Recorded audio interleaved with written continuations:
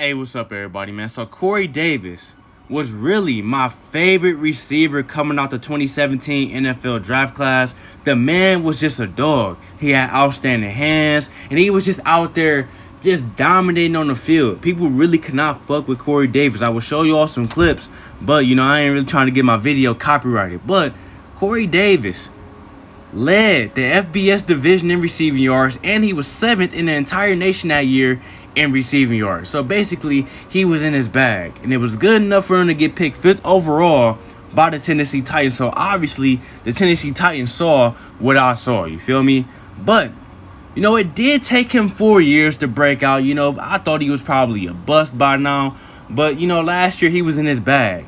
He had 65 catches for 984 yards, 5 touchdowns, 15 yards per catch, and he had 291 yards after the catch. Like I said, Corey Davis was in his bag, and it was good enough for him to go out there in free agency and land a new deal with the New York Jets for 3 years worth $37.5 million.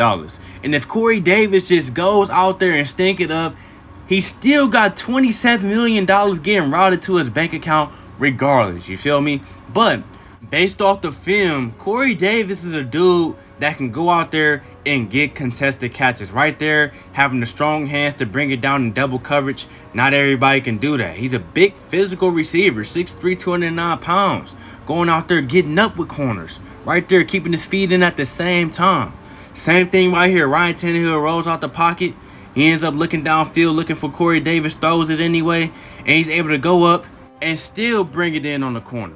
And even if the catch isn't contested, he still has the ability to adjust the passes that are not in the box area. They are still difficult grabs to bring in. You feel me? Not every pass is going to be in the box area. Right there, has to go for the ball again and keep his feet in at the same time. That is not something easy to do. Right here, Tannehill throws the ball deep on the comeback route. He has to get down on the ground and dive for that ball. Not all receivers are putting in the effort to do that or can do that, sadly, you feel me? And he's able to bring it in one hand right there. So Corey Davis obviously got the hands on him. Now, one thing I did notice about Corey Davis when it came to his route running is that he ran a lot of mid-crossing routes. I don't know what the route is really called, but I really call it a mid-crossing route because you run into the middle of the field and just going straight across. He was very effective at not only getting open, but producing at the same time. He can run regular routes too. Right here, he runs the route to where he's going to the middle. Boom, hit it with the double move, goes to the sideline instead. Basically faked him out. It made the defender miss not only once, but twice to get up into the end zone. Same thing right here, getting a release at the line instead. Fake fade, boom, hitting with the slant instead. He's able to get open and bring the catch in. Same thing here, just looking at the footwork as well with his route running. 1, 2, hard playing to the ground to make the corner turn to the sideline like he's running up the sideline, and he hits him with the in route instead. These are the small details you gotta look for when you try to figure out who's good at route running and who's not. Corey Davis also is capable of getting releases at the top of his route. He's not someone that's always going to kill you and win at the line of scrimmage, but he probably can finesse a good release at the top of his route from time to time to make up for it.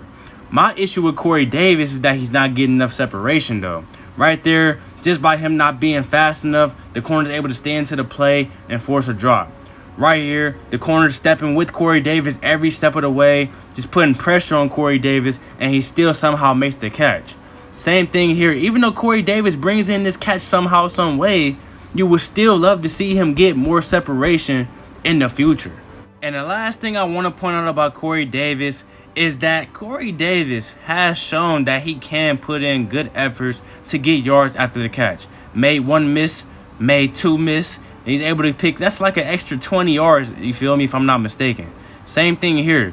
Not only did he fall and dive for the catch, but got back up and still try to get a touchdown. You want those type of players on your team.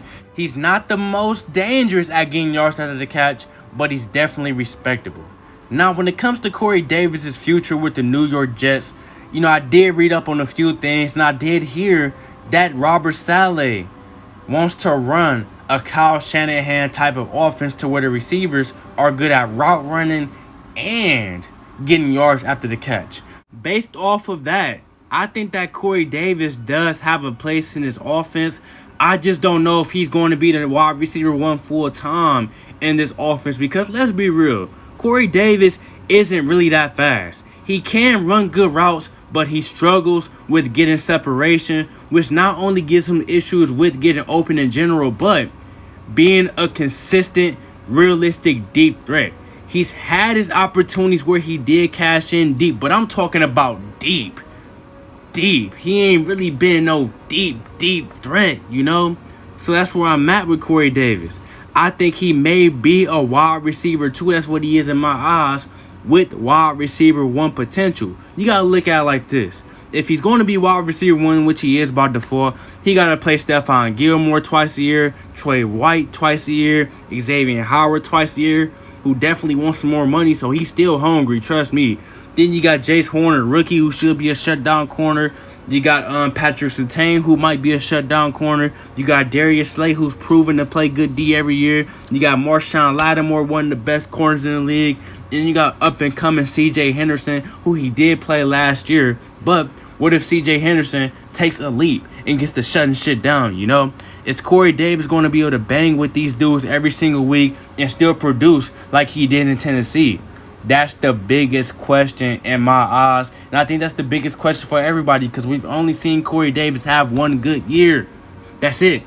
So we'll have to see. I think Corey Davis came a long way. Don't get me wrong. I like Corey Davis. I think he still can be productive for the Jets. I just got to see if he really can maintain the wide receiver one position. And I'm confident that he can as long as he's been working and just does what I think he's been able to do since he played at Western Michigan, man. So let me know what y'all think in the comment section. Regardless, I think he's going to bring great things to the New York Jets. I just don't know if he's going to be the wide receiver one or the wide receiver two at the end of the season. Let me know what y'all think. Like, comment, subscribe. I got more content coming soon.